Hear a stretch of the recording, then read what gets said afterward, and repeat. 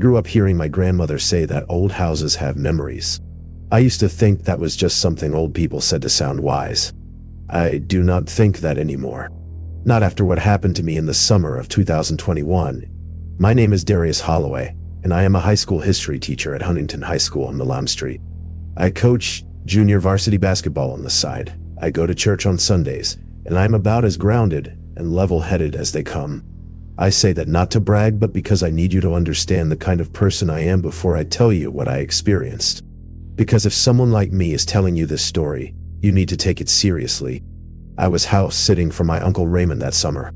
He owns a beautiful old craftsman-style home on Cresswell Avenue, one of those gorgeous streets in the Highland neighborhood of Shreveport, where the houses have real character and history baked into every inch of them. My uncle had gone down to Baton Rouge for the whole summer to help care for my grandmother after her hip surgery. He asked me to stay at the house, water his plants, collect his mail, and keep an eye on things. I had stayed there plenty of times growing up, so I was comfortable. I knew that house, or at least I thought I did. The house had an attic that my uncle used purely for storage. Old furniture, boxes of family photos, Christmas decorations, the usual stuff. The access hatch was in the ceiling of the second floor, landing at the top of the stairs. I had no reason to go up there and no plans to.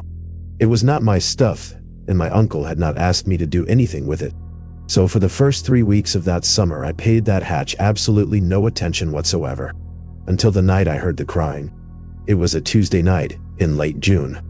I had been up late grading summer school assignments at the kitchen table with a glass of sweet tea and the ceiling fan humming overhead. It was close to midnight when I heard it. Faint and distant, but unmistakable. It sounded like a child crying. Soft and muffled, like the sound was being filtered through something. Walls or wood or insulation. I sat completely still and listened. It lasted maybe 30 seconds and then stopped. I convinced myself it was a neighbor's kid. The houses on Creswell Avenue are close together, and sound travels funny at night when everything else goes quiet. I finished my grading and went to bed, but I heard it again the next night. Same time, close to midnight. Same soft muffled crying that lasted less than a minute before cutting off completely. And this time I was certain it was not coming from outside. It was coming from above me, from the attic. I want to be straight with you. That sound did something to me that I cannot fully explain. It did not just scare me. It made me feel deeply and profoundly unsettled in a way that went all the way down to my bones. There is something about the sound of a child crying in the dark that bypasses every rational thought in your brain and just hits you somewhere primal. I stood at the bottom of those attic stairs for a solid 5 minutes that night, before I finally reached up and pulled the hatch down. The folding stairs creaked as I climbed. I had my phone flashlight on, and I swept it across the attic the moment my head cleared the opening. Boxes, old furniture covered in dusty sheets, the bare wooden rafters above. Nothing moving. Nobody there. But the smell stopped me cold. It was thick and stale and wrong. Not the normal dusty smell of an old storage attic. Something else underneath it. Something that made my stomach turn without me being able to explain exactly why. I came back down and called my Uncle Raymond right then at midnight. He answered on the third ring, sounding groggy and concerned. I told him what I had heard. He was quiet for a moment, and then he said something that I have thought about almost every day since. He said, "Darius, that attic has been locked from the inside latch for 15 years. If that hatch opened for you tonight, it means somebody already opened it from up there first." I looked at the hatch hanging open above me and felt every hair on my body stand straight up. I called the Shreveport Police Department right after I hung up with my uncle. 2 officers arrived within 20 minutes. Officer Tanya Bro and her partner, whose name I cannot remember. Officer Bro was calm and professional and took everything I said seriously. They went up into the attic together while I stood at the bottom of the stairs and listened to their footsteps moving across the wooden boards above my head. They were up there for about 10 minutes. When Officer Bro came back down, her expression had shifted. She told me in a quiet and measured voice that there was a small cleared out space in the far back corner of the attic, behind a stack of my uncle's old furniture. The dust on the attic floor had been disturbed around that area. There was a thin foam camping mat rolled out back there, next to it a child's backpack, purple with a cartoon printed on the front. Inside the backpack there was a water bottle, 2 granola bars, a small flashlight with dying batteries, and a child was drawing on a folded piece of paper. The drawing was of a house, with a small figure in the window at the very top. Officer Bro called for backup, and within the hour, there were 4 additional units and a department social worker on Creswell Avenue. They searched the surrounding blocks and the neighboring yards. A K-9 unit tracked a scent from the exterior vent on the side of the house all the way down to the end of Creswell and into Levy Park 2 blocks away. They found a little girl, 9 years old. She had been reported missing from her home in the Allendale neighborhood on the other side of Shreveport 11 days earlier. She was dehydrated and frightened, but physically unharmed. She had found her way into the attic through that exterior vent and had been living up there for nearly 2 weeks, coming down at night when she thought the house was empty or everyone was asleep, looking for food, looking for water, crying in the dark when she thought nobody could hear. She had been crying for help the whole time. I just did not know how to hear it. The little girl was reunited with her family that same night. I watched from my uncle's porch as the social worker put her in the back of a car and drove away. I stood there in the humid Shreveport night for a long time after the police cars left. My Uncle Raymond flew back from Baton Rouge the next morning. He walked through the front door, looked at me sitting at his kitchen table, and just put his hand on my shoulder without saying a word. Sometimes that is all there is to say. I still think about that little girl. I looked up the news story a few months later, and from what I could find, she was doing okay. Back in school, back with her family. I hope that is still true. I hope she is somewhere safe and warm, and nowhere near an attic ever again. And I hope she knows that somebody heard her.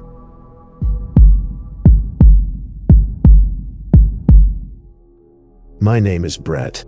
I am 31 years old, and at the time of this story, I was working as a junior accountant at a firm downtown on South Main Street in Akron. I had just gotten out of a long-term relationship and needed a fresh start, so I found a rental house in the Ellet neighborhood on the east side of the city. It was a 2-story colonial-style house on Triplet Boulevard, older construction, decent-sized yard, detached garage in the back. The rent was cheap for the size of the place, and when I asked the property manager why, she told me the previous tenant had broken the lease early, and they just wanted someone reliable in there. I did not ask any more questions. I should have asked more questions. The house had an attic accessible through a narrow door at the end of the upstairs hallway, not a pull-down hatch like most houses. An actual door. A short wooden door maybe 4.5 feet tall, built right into the wall at the end of the hall with a standard doorknob and a small key lock above it. The property manager gave me a key for it during the walkthrough. She opened it briefly to show me the space, and I remember thinking the smell coming out of that attic was strange. Like the air in there had not moved in a very long time. She closed the door quickly and moved on to showing me the rest of the house, and I let the thought go just as fast. First warning sign. Right there on day 1. I settled into the house through September without any real issues. Work was busy. I was getting used to living alone again, and I was honestly too tired most nights to pay close attention to anything. But in early October, things started to shift in ways that were small enough to dismiss individually, but looking back, now we're clearly building towards something. It started with the temperature. There was a noticeable cold draft on the second floor that seemed to get worse at night. It was always strongest near the attic door at the end of the hallway.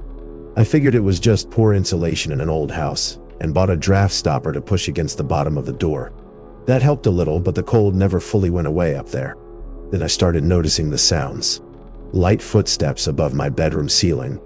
Barely audible at first, the kind of sound you could easily write off as the house settling or pipes expanding in the cooling weather. But they had a pattern to them. A few steps, a pause, a few more steps. Back and forth, like someone pacing slowly in a very small space. I started hearing it almost every night around 2 in the morning. Always the same time. Always the same slow, methodical pacing above my head. I bought a baby monitor. I know that sounds ridiculous, but I had read online that people use them to detect sounds in hard-to-reach areas of the house. I put one unit in the upstairs hallway pointed toward the attic door and kept the receiver on my nightstand. The first 2 nights I heard nothing through it. Third night, I turned it on at 1 in the morning and lay in bed with my eyes open, staring at the ceiling and waiting. At 1:47, the receiver crackled, and I heard breathing. Not static, not interference. Breathing. Slow and steady and unmistakably human coming through that monitor, loud and clear from the hallway receiver positioned 6 feet from the attic door. I did not move for a very long time. Eventually, I grabbed my phone and called my coworker and friend Jason Pruitt. Jason lived over in the Fairlawn area, about 15 minutes from my place. I called him at 2 in the morning, and to his credit, he answered, and he came over without a single complaint. I played him the recording I had made on my phone of the baby monitor audio. He listened to it twice. Then he looked at me and told me to call the police before he did anything else. I called the Akron Police Department, and 2 officers arrived within 20 minutes. I showed them the attic door and told them everything. One of the officers, a big guy named Officer Delaney, tried the door and found it locked. I handed him the key the property manager had given me.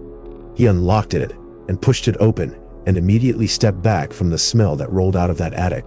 It was bad, heavy, and stale and sour in a way that filled the entire hallway within seconds. Officer shined his flashlight up into the attic space while his partner stood behind him with a hand on his radio.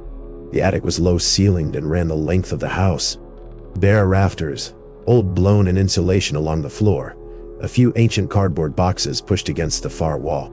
And in the middle of the attic floor, directly above where my bedroom was situated below, there was a shallow indentation in the insulation. A body-shaped depression where something or someone had been lying down repeatedly over a long period of time. The insulation was packed flat and gray in that spot compared to the pink fluffy insulation surrounding it. Like a nest. Like something had been curling up in that exact spot night after night after night, directly above my bed. Officer Delaney moved further into the attic in a low crouch, and I watched his flashlight beam sweep toward the far end of the space. He stopped at the far gable end of the attic and called his partner up. I stood in the hallway looking through that small door, watching the beams of their flashlights moving around in the dimness up there. After a few minutes, Officer came back to the door and crouched down to look at me from the attic opening. He told me there was a section of the gable vent screen at the far end that had been carefully cut away and reattached with small pieces of tape so that it looked intact from the outside but could be pushed open easily from within. He said it was big enough for a person to squeeze through from the exterior of the house. He said whoever had been using it clearly knew what they were doing. Jason was standing behind me in the hallway and I heard him exhale slowly. The Akron police investigation that followed lasted about 3 weeks. They dusted for prints, they collected fibers from that flattened nest of insulation, they examined the cut vent screen.